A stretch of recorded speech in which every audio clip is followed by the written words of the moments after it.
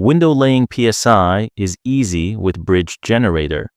Click New Project on the toolbar. Just select Window Laying as template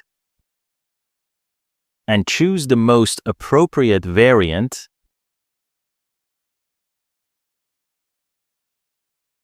Now you're inside Bridge Generator tool.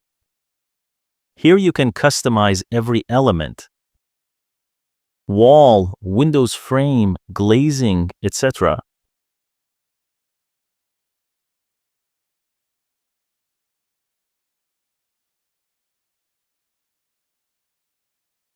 Once you've pressed OK button, you'll be able to modify lines, areas, and boundaries like in every regular project. If everything is okay, just go to Simulation tab. Mold Simulator automatically performs all the required simulations to achieve PSI value.